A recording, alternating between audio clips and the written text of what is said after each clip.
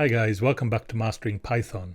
Today we're going to start looking at some basic Python syntax. We're going to look at commenting, indenting, case sensitivity, how to use the print function properly, and where to get help when things don't quite go to plan. Before we get started, just a little word of caution. It can appear that the first lessons in this course are a little bit dry, and that's okay. We're really covering fundamentals. We're making sure that you have a strong foundation to move on to the more intermediate and advanced topics. So don't be discouraged, stick with it, look at variables, look at the syntax, take it all in, make sure that you grasp these concepts. Yeah, it's okay if it's a little bit dry. We'll get to loops and conditionals when stuff becomes dynamic very, very soon. All right, that out of the way, let's jump into VS Code. So you remember VS Code from last time. You created a file, you wrote your Hello World program. Why don't you do that again, just to make sure that you still remember how to do these things. So first things first, create a new file called hello.py and then write the Hello World program and execute it. Pause the video, and when you're done, check back with me. Right, how did you get on? Hopefully you remembered everything. So first of all, to create a new file, we either select this new file button here, or we can right click and go new file. And we call this file hello.py. Remember that Python files end in py, and VS Code is very smart that it already puts the Python icon here to tell you that it's a Python file. Now the Hello World program is very, very straightforward. It's print and then parentheses, hello, world, exclamation mark. Now to run this, you had to open a terminal, and there were several ways to open it. You could go to View, Terminal, or use the shortcut here. And this will open the terminal window at the bottom. And all you have to do here is run Python, we called it hello.py, press enter, and there we go. So we have our Hello World written out here. What happens if we want to add a bit more complexity? We want to say more than just Hello World. We can just add another line where we go, learning Python is fun. Yay. Something very, very simple. So let's try it out. Python hello py. In the terminal, you can just press the up and down arrows, and this will cycle through your previous commands. There we go, and we have it. We have Hello World and learning Python is fun. Yay. So you can see it goes one command by command. And this can be very complex. We can say, it's a nice day to learn Python.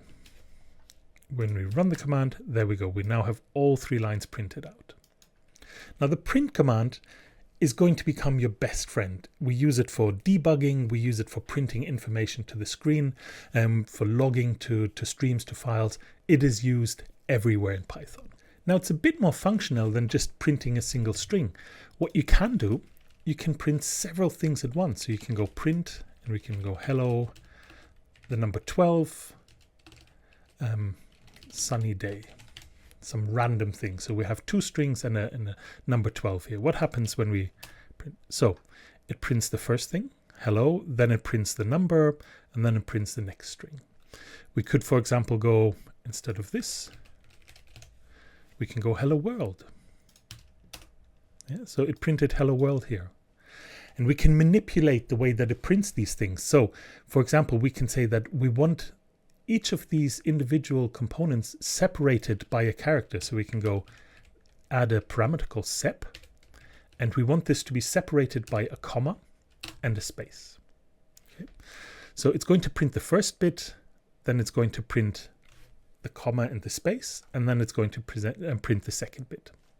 So if we run this, see, we have our Hello World program written in one line using several different strings and a separator.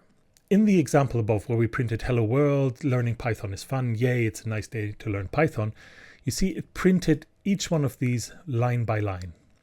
What happens if we don't want to print it line by line, but if we want something to print a little bit and then print something else, but all on the same line? Now there's another parameter in print called end, so we can go print.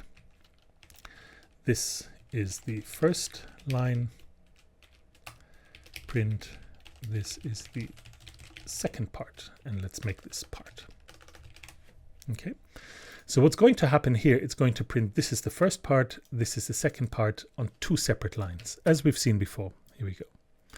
Now, if we want them on the same line, you see at the end of each print command, it goes to a new line. If we don't want this to happen, we say end, and here it defaults to next line, but we can simply put whatever we want to happen at the end. So we can go a hyphen.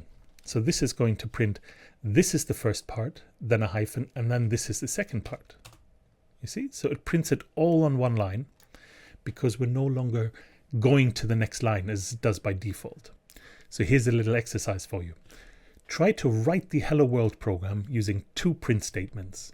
You now have all the tools, you know about the separation, you know about the end of line parameters. Try to use 2 print statements to write the Hello World program. Pause the video, try it out, and then come back for the solution. Okay, so hopefully that worked out. The answer is actually quite straightforward. So if we go print, we can go hello, and the other part that we want to print is world, right?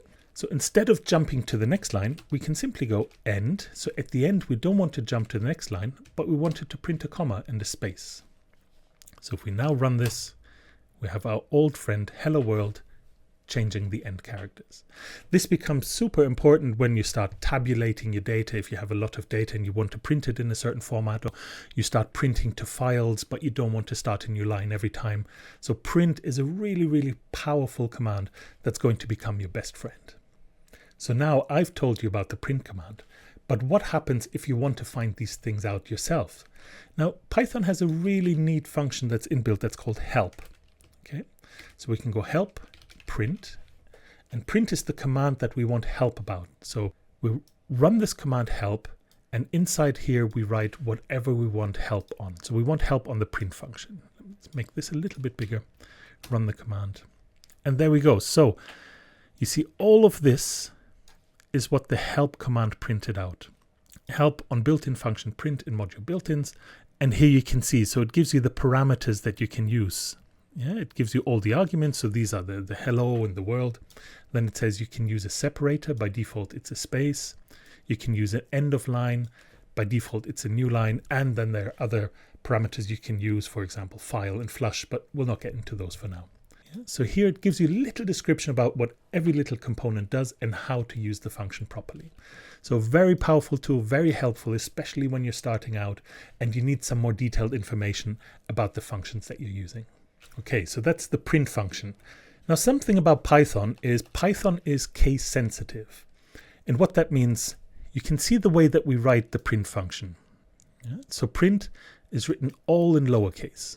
But what happens if we try to run it uppercase? If we go print with an uppercase P, and here we write hello world, and we try to run this again,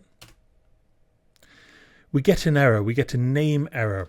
So it's this line that's giving us the error, and we can know that it's this line because it highlights the line for us. It even gives us line number. It's line number 15, which it says here, and it says print is not defined. It doesn't know what to do with this uppercase print because it only knows lowercase print.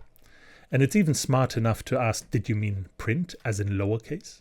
So make sure that when you write things that you always use the correct case, and commands are always lowercase. So if we change this back to lowercase, we run it again, we get our good friend hello world. So print is going to become your best friend. The help function is going to become your second best friend. Both of these are very, very powerful tools. Okay, so our script that we've started writing here is becoming a little bit long, and there's certain things that you've learned about separation, about end of line in the print command.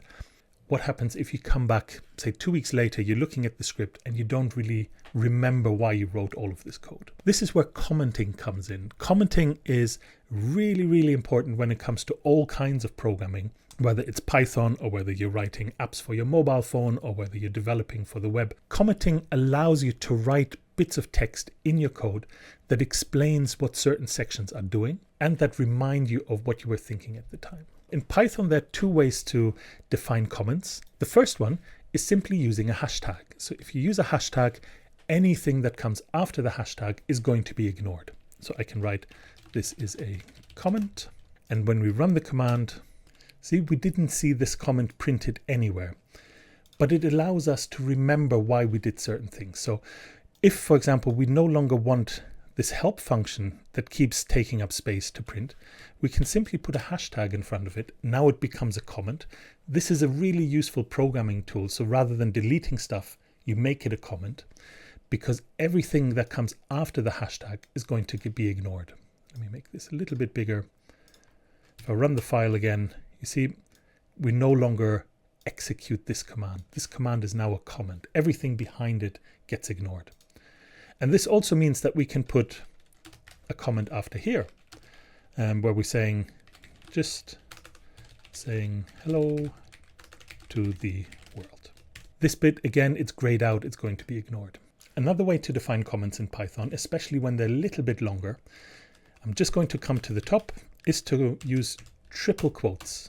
Okay, so a bit similar to the hashtag, anything that's inside these triple quotes is going to be ignored by the compiler. It's going to be treated as a comment. So here we can write a really long comment. This is the first script that I wrote. It's part of the Python course. I am enjoying myself greatly. This becomes really useful when you start writing long scripts and you want to document what little sections do when you have complicated calculations. You can really explore what parameters do, what certain functions do. And it allows you to then later come back and understand the code that you've written. So commenting is really, really key to writing clean code, to writing readable code that you can give to other people or that you can understand again. And there you have it. That was your gentle introduction into basic Python syntax. We looked at how to write several print statements, one underneath the other, and the compiler just goes through them. How we can comment our code, how we can change the way the print function behaves, and that it's case sensitive, that Python is case sensitive. Keep all of this in mind as you progress through your Python journey. Now, next time we're going to pick up the level a little bit. We're going to start looking at variables. How can we define variables? Variables keep data for us, and how can we work with the different types of variables? Until then, happy coding, try some of these things out, and I'll see you in the next video.